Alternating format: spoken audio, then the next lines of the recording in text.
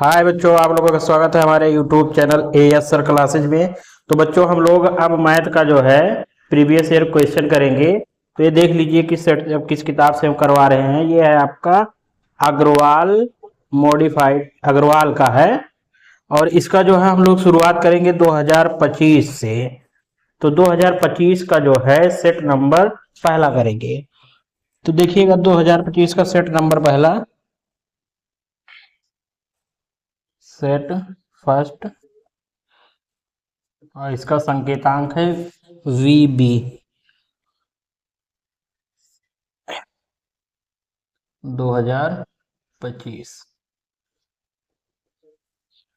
तो देखिएगा इसके पहले प्रश्न जो है खंड आ के, जो बहुविकल्पीय होते हैं 20 नंबर के,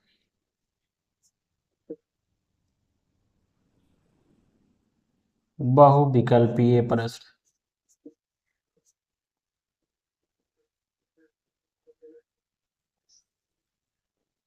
अब इसका देखो बच्चों, पहला सवाल क्या पूछ रखा है। पहला क्वेश्चन है, एक परिमेय संख्या और एक अपरिमेय संख्या का योग क्या होगा। एक परिमेय संख्या तथा एक अपरिमेय संख्या का योग क्या होगा, क्या होगा। अब इसमें जो बच्चों विकल्प दिया गया है, विकल्प दिया है कि परिमेय संख्या होगी, परिमेय संख्या। दूसरा दिया है प्राकृत संख्या। तीसरा विकल्प है पूर्ण संख्या। और चौथा विकल्प है अपरिमेय संख्या, अपरिमेय संख्या। तो अब बताना है आपको कि अगर एक परिमेय और एक अपरिमेय संख्या जोड़ा जाए तो उनका योग क्या बनेगा। परिमेय आएगा कि प्राकृत आएगा कि पूर्ण संख्या आएगा कि अपरिमेय संख्या आएगा। तो यहाँ पे देखिए, जो अपरिमेय संख्या, कभी भी आप यहाँ पे एक एग्जांपल देख लीजिए कि अगर मान लो कि हम 2 को 3 से ऐड करें, दो क्या, एक परिमेय जोड़ेंगे और एक अपरिमेय। जैसे 2 प्लस रूट 3, तो 2 प्लस रूट 3 अगर जोड़ रहे हो तो ये संख्या क्या बनेगी, अपरिमेय बनेगी। तो कभी बच्चों, जब अगर एक परिमेय संख्या और एक अपरिमेय संख्या जोड़ा जाएगा तो हमें क्या मिलेगा, अपरिमेय संख्या ही मिलेगा। ठीक है। अब क्वेश्चन नंबर 2 में देखिए क्या पूछ रहा था विकल्प में। इसमें कह रहा है कि संख्या 156 के अभाज्य गुणनखंड होंगे, अभाज्य गुणनखंड होंगे।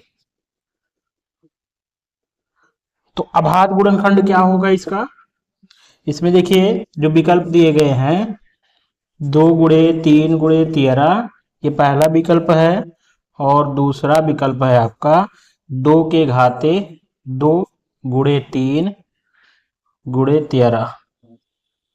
और हाँ ठीक है, दूसरा विकल्प। और तीसरा विकल्प जो आपका है, तीसरा विकल्प है 2 के घाते 2 और 3 गुणे 11। चौथा विकल्प है बच्चों 2 गुणे 3 के घाते 2 गुणे 13।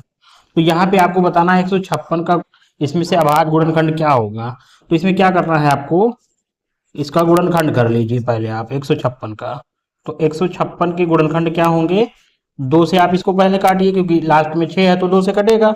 तो 2 सते 14 और फिर 2 8 16। फिर उसके बाद यहाँ पे देखिए 2 से फिर कटेगा क्योंकि लास्ट में 78 है। तो 2 3 6 और 2 9 18। फिर यहाँ पे देखिए लास्ट में 3 है और 9 है, और 9 और 3 12 बन रहा है, इसका मतलब ये 3 से कट जाएगा।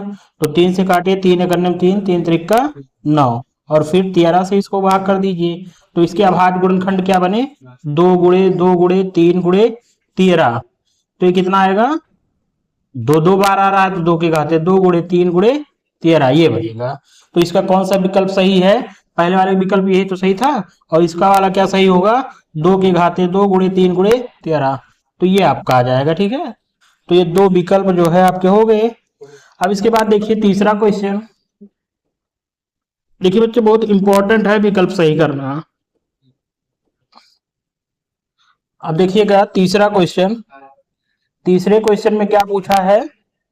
तीसरे क्वेश्चन में पूछा है 3x प्लस 5y बटे 3x माइनस 5y बराबर 7/3 हो तो x अनुपाते y का मान ज्ञात कीजिए। मान क्या होगा? अब देखो बहुत ही इजी सवाल है, लेकिन इन सब में बच्चे फंस जाते हैं। तो देखिए इसमें विकल्प क्या दिया है, विकल्प आप देख लो। पहला विकल्प क्या है? पहला विकल्प है आपका, विकल्प ए बी सी में दिया है। तो विकल्प पहला क्या है? 25/6। और दूसरा विकल्प है आपका बी नंबर 5/3। तीसरा विकल्प है आपका सी 3/5। डी विकल्प है आपका 7/3। तो अब देखिए इसको कैसे हम निकालेंगे। तो देखिएगा यहाँ पे हमें निकालना किसका है? यक्स अनुपात वाई निकालना है ना। तो यहाँ पे देखिएगा 3x प्लस 5y बटे 3x माइनस 5y बराबर 7/3। अब देखो इसमें क्या करेंगे कि क्रॉस मल्टीप्लाई करेंगे, ठीक है। तो 3 का गुणा इधर करिए तो क्या हो जाएगा? 3 त्रिका 9x और 3 पचे 15y, और इधर कर लीजिए 7 त्रिक 21x और 7 पचे 35y। अब यहाँ पे ध्यान दो, x वाला जो है एक तरफ कर लो और y वाला एक तरफ कर लो। तो इसमें क्या होगा कि x वाले को इधर ले आओ तो 9x माइनस 21x, और इधर जो है क्या हो जाएगा? माइनस 35y और माइनस 15y, ये बनेगा। तो ये जो है घट जाएगा, 21 में से 9 घटेगा तो कितना आएगा?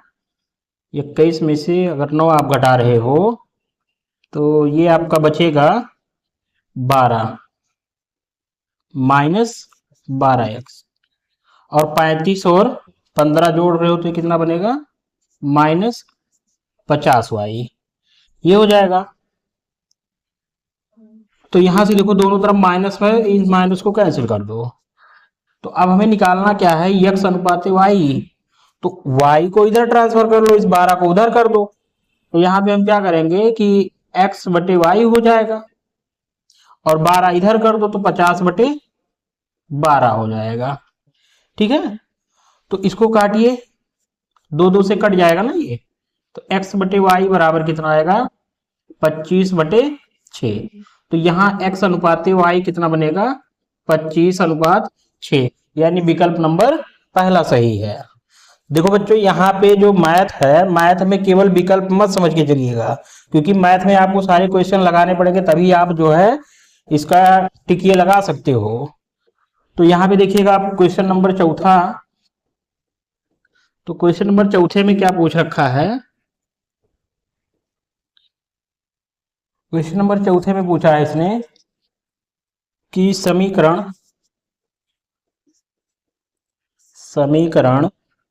3x² माइनस 2x प्लस 1/3 बराबर 0 का विविध कर होगा, का विविध कर होगा। तो यहां पे देखिए विविध कर होगा। इसके बाद विकल्प क्या दिया है इसने? विकल्प दिया है पहला 0, दूसरा विकल्प है आपका 1, विकल्प 3 है आपका 2, और विकल्प 4 है आपका 3। अब यहां पे देखिए विविध कर पूछ रहा है, तो समीकरण हमें क्या दिया है? इसका समीकरण क्या है? समीकरण है 3x² माइनस 2x प्लस 1/3 बराबर 0। तो विविध कर का सूत्र क्या होता है? जो आपका विविध कर होता है, विविध कर d बराबर क्या होता है? b² minus 4ac। तो यहाँ पे देखिए इस समीकरण की अगर तुलना की जाए तो यहाँ से जो है a बराबर ये कितना आ जाएगा 3, और b बराबर क्या आ जाएगा -2, और c बराबर क्या आएगा 1/3। तो यहाँ b का वैल्यू रख दो, तो यहाँ -2 का स्क्वायर। देखिए यहाँ पे जो एक्स स्क्वायर का गुणांक होता है वो a का वैल्यू होता है, और जो यक्स का गुणांक होता है वो b का वैल्यू होता है, जो अचर पद होता है वो 1/3 होता है। तो यहाँ -2 का स्क्वायर, और यहाँ पे 4 गुणे 3 गुणे 1/3, ये हो जाएगा। तो ये बताओ 3 से 3 ये कैंसिल हो जाएगा, और यहाँ 2 दूना 4 -4, तो कट के कितना आ जाएगा 0, यानी विकल्प नंबर ए सही है। अब इसके बाद देखिए क्वेश्चन नंबर 5वां।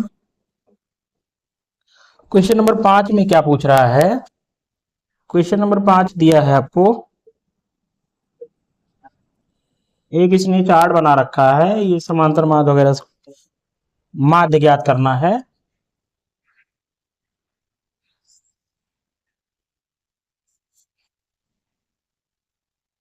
तो ये आपका हो जाएगा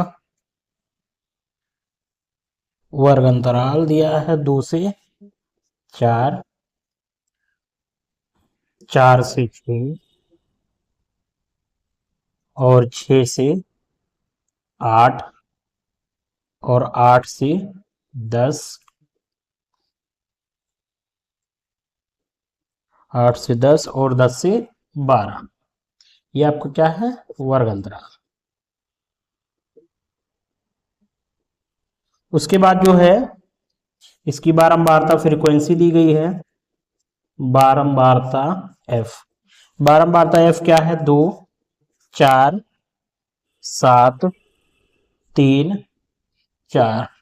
अच्छा इसका मतलब क्या होता है बच्चों, यहां देख लो, इसे कह रहा है कि 2 से 4 के बीच में दो संख्याएं आई हैं, ठीक है, और 4 से 6 के बीच में 4 संख्याएं मौजूद है, ठीक है, जो आंकड़ा है, और 6 से 8 के बीच में जो संख्या है वो कितनी है 7 संख्याएं हैं, ठीक है, और 8 से 10 जो है 8 से 10 के बीच में जो संख्याएं हैं वो कितनी है 3 है, और यहाँ 10 से 12 के बीच में कितनी संख्याएं हैं 4 संख्याएं हैं।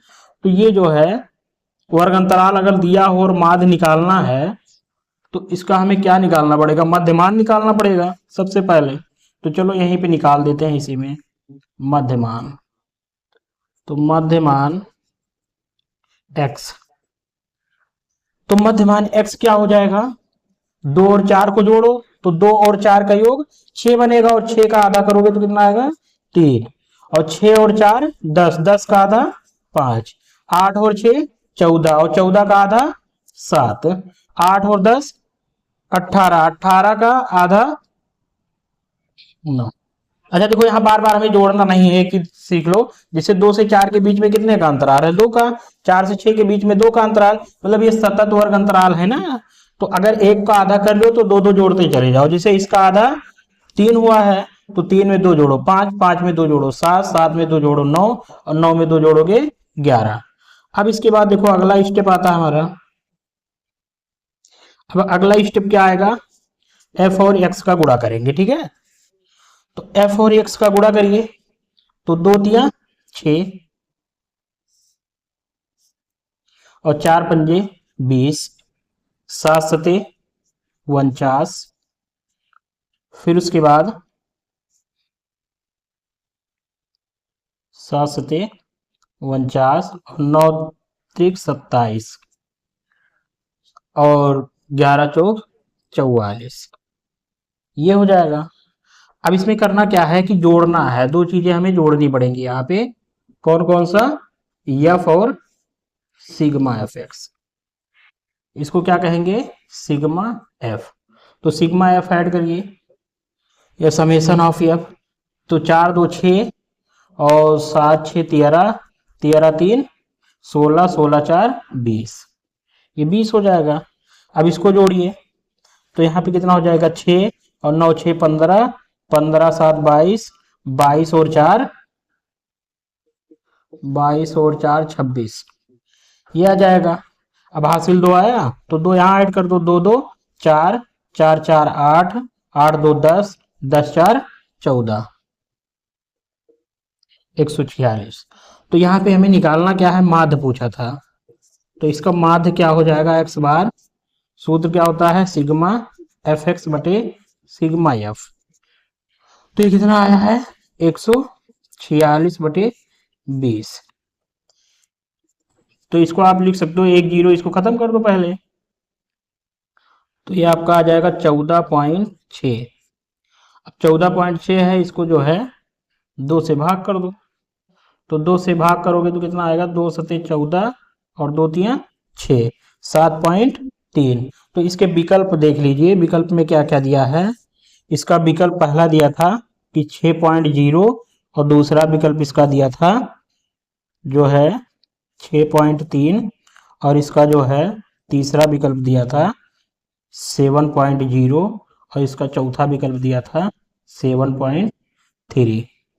तो इसका कौन सा विकल्प सही होगा, विकल्प 4D। ठीक है। अब इसमें कोई जरूरी नहीं कि इस चार्ट को आप जो है पूरा पलट करके नीचे बनाओ, ऐसे भी आप बना सकते हो। ठीक है, चार्ट को। अब देखिए क्वेश्चन नंबर 6 में क्या कह रहा है।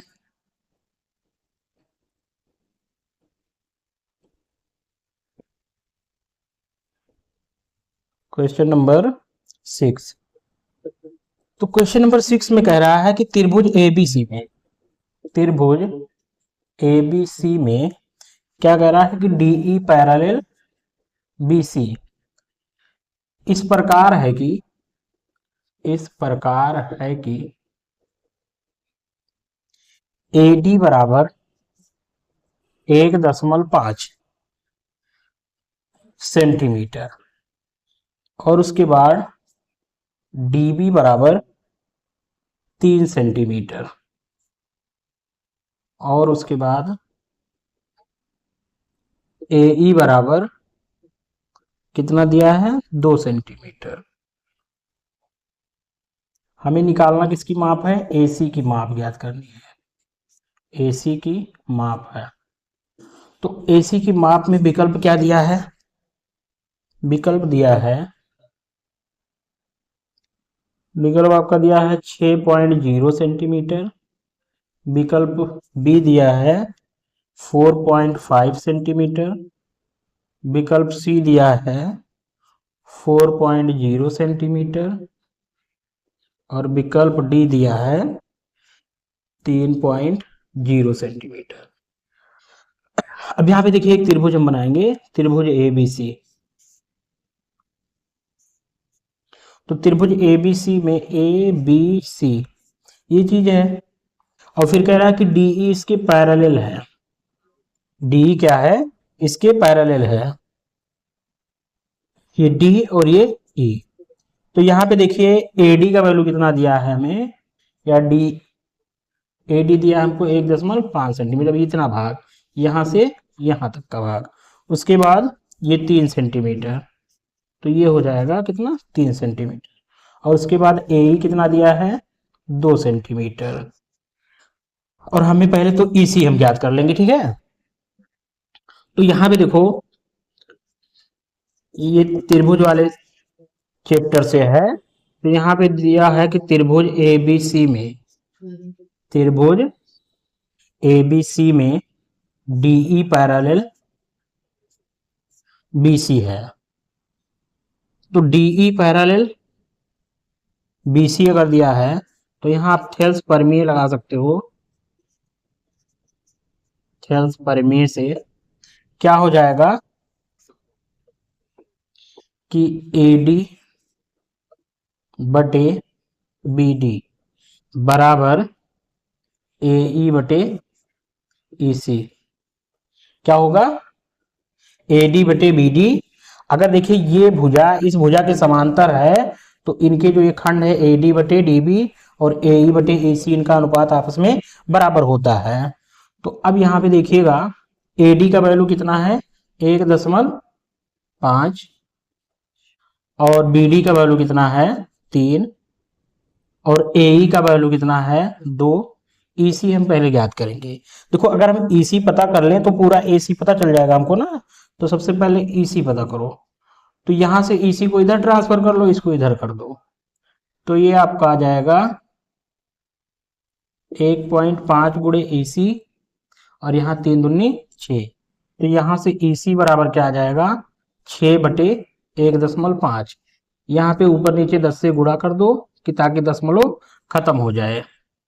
तो EC बराबर 60/15 और ये 15 चौके 60, यानी EC का वैल्यू कितना आया, 4 सेंटीमीटर। अब हमसे EC तो पूछा नहीं था, पूछा है AC की माप। तो AC की माप निकालो। तो AC बराबर क्या आ जाएगा, AE प्लस EC। तो यहां से देखिएगा AE कितना है, AE आपका 2 दिया है और EC आपका कितना दिया है, 4। तो ये कितना हो जाएगा, AC बराबर 6 सेंटीमीटर। तो ये विकल्प नंबर पहला इसका सही होगा। ठीक है, अब आपको तो लग रहा होगा कि ये विकल्प है, चलो मार देंगे, ठीक है, लेकिन ऐसे नहीं मार पाओगे जब तक इसको सॉल्व नहीं करोगे। ठीक है, तो ये करना आपको बहुत जरूरी है।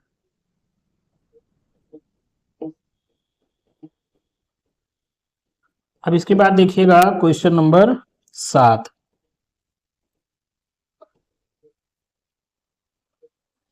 क्वेश्चन नंबर 7 में देखो क्या पूछा बच्चों, यहाँ पे क्वेश्चन नंबर 7 में है कि बिंदुओं 2,3 और 4,1 के बीच की दूरी,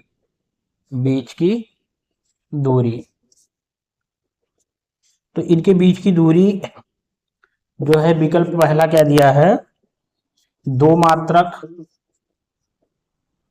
बी विकल्प 2√2 मात्रक। सी जो है वो कितना है, √2 मात्रक। और विकल्प डी है आपका 3 मात्रक। कितना, 3 मात्रक। तो यहां पे देखिएगा,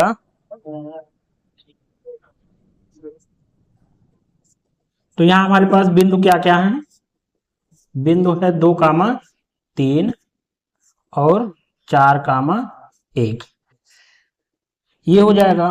तो यहां से देखो पहले वाला जो निर्देशांक है इसको x1 y1 माना जा सकता है। तो x1 बराबर 2 और y1 बराबर 3।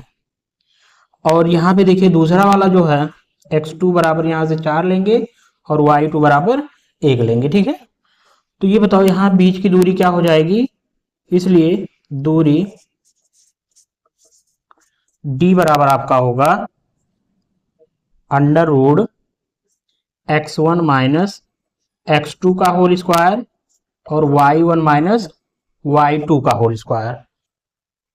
तो यहाँ पे देखिएगा बच्चों, जो आपका x1 है वो कितना है, x1 है 2 माइनस 4 का होल स्क्वायर, और जो आपका y1 और y2 होगा वो 3 माइनस 1 का होल स्क्वायर, ये बन जाएगा। अच्छा देखो, इस सवाल एक सूत्र कहीं कहीं ऐसा लिखा होता है x2 माइनस x1 का होल स्क्वायर और y2 माइनस y1 का होल स्क्वायर। तो इसमें कोई दिक्कत नहीं है, क्योंकि ये देखिए इसके ऊपर स्क्वायर लगा ना, तो इसको आगे पीछे कर सकते हो, कोई दिक्कत नहीं होगा। तो ये आपका हो जाएगा 4 में से 2 घटाओगे -2, तो 2 दूना 4, ये होगा। और यहाँ पे 4, तो ये जुड़ के कितना हो जाएगा 8, और इसका वर्गमूल कितना आएगा 2√2 मात्रक। तो इसका विकल्प कौन सा सही होगा, विकल्प बी।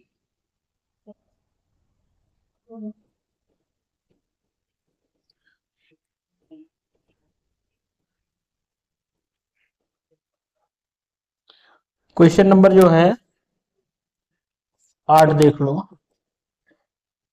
तो क्वेश्चन नंबर 8 में क्या कह रहा है कि 3x² माइनस 12x बराबर 12x प्लस m बराबर 0 के मूल बराबर हैं, तो m का मान ज्ञात कीजिए। किसका मान ज्ञात करना है, m का मान होगा।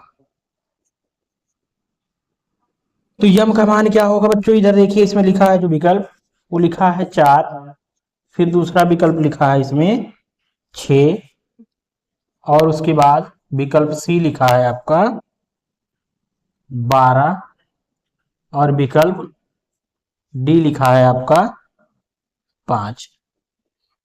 तो यहाँ पे देखिएगा समीकरण जो हमें दिया है, इसको जब हल करेंगे, समीकरण 3x² minus 12x plus m बराबर 0, या ऐसा लिख लो हल करते समय क्या रखें, के मूल बराबर है ना, के मूल बराबर है, मूल बराबर। अच्छा, अगर किसी द्विघात समीकरण का मूल अगर बराबर होता है तो उनका विविधकर जो होता है वो क्या होता है, शून्य होता है। तो यहाँ पे हम लिख सकते हैं कि इसलिए b² माइनस 4ac बराबर 0 होगा। अगर किसी द्विघात समीकरण के मूल बराबर हो बच्चों, तो आपका जो विविधकर b² माइनस 4ac होता है वो क्या होता है, 0 होता है।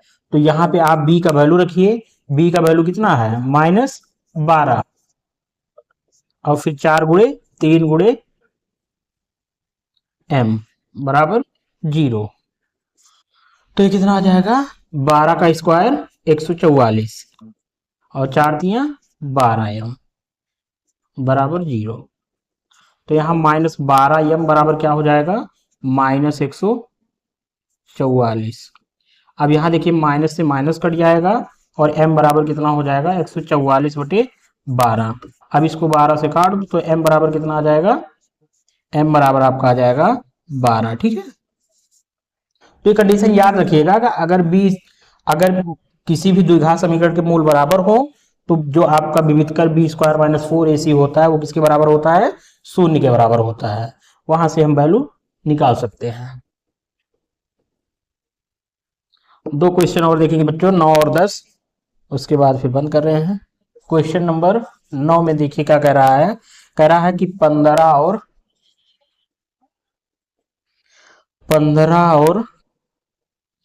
25 का HCF होगा, HCF 15 और 25 का HCF 5 है, दिया है इसमें 5 है। तो उनका LCM, तो उनका LCM याद करना है, ठीक है, कि LCM कितना होगा। तो यहाँ पे देखिए विकल्प ए क्या दिया है, विकल्प ए दिया है 150, विकल्प बी दिया है 75, और विकल्प सी दिया है 125, और उसके बाद विकल्प डी है 100। विकल्प डी कितना है, 100 है। तो यहाँ पे देखिए हमें सूत्र पता होना चाहिए कि जो HCF गुणे LCM होता है किन्हीं दो संख्याओं का, HCF गुणे LCM बराबर क्या होता है, प्रथम संख्या गुणे दूसरी संख्या। तो यहाँ पे बताओ HCF कितना दिया है, इन दोनों संख्याओं का 5 दिया है। हमें फाइंड क्या करना है, LCM। प्रथम संख्या कितनी है, प्रथम संख्या है 15 और दूसरी संख्या है 25। अब इस 25 को उधर ले जाओगे तो भाग ही तो हो जाएगा। तो 15 25 पंजे नहीं, 5 25, 5 से कटेगा ना, 5 बार जाएगा, तो LCM कितना हो जाएगा 75। तो इसका LCM कितना आएगा 75। ये क्वेश्चन नंबर 9 हो गया। अब देखो यहाँ पे क्वेश्चन नंबर 10, क्वेश्चन नंबर 10 में क्या कह रहा है कि यहाँ पे देखिए समांतर श्रेणी से सवाल है। तो AP बराबर हमको दिया है, समांतर श्रेणी दिया है। तो समांतर श्रेणी में हमें क्या दिया है, 3 1 -1 -3 डॉट डॉट के लिए सर्वांतर होगा। तो सर्वांतर क्या होगा इसका, बहुत ही आसान क्वेश्चन बच्चों। यहाँ पे देखिए सर्वांतर के लिए विकल्प क्या दिया है, विकल्प दिया है -2 और बी जो है 1 और सी 2 है और डी 5 है। यहाँ पे बच्चों एक चीज आप देख सकते हो, इसको बिना हल किए वैसे ही आप बता सकते हो कि इसका सर्वांतर क्या होगा। यहाँ पे देखो 3 है फिर 1 है, इसका मतलब ये घट रहा है ना, तो अगर ये दूसरा संख्या छोटा है पहले वाले से तो इसका सर्वांतर माइनस ही आएगा। अब इसमें देखो माइनस किस में दिया है, विकल्प पहला दिया है, तो यही इसका आंसर हो जाएगा। अगर निकालना चाहो तो इसको निकाल भी सकते हो कि सर्वांतर क्या होगा। तो सर्वांतर का सूत्र क्या होता है, सर्वांतर D बराबर होता है A2 माइनस A1। तो यहाँ पे A2 का वैल्यू कितना है, A2 है आपका 1 और ये -3, तो -2 हो जाएगा। ठीक है, तो विकल्प ए सही होगा। तो बच्चों बस आज के लिए इतना ही, फिर उसके बाद जो है कल इस 10 नंबर क्वेश्चन से आगे के क्वेश्चन सॉल्व करवाएंगे। ठीक है।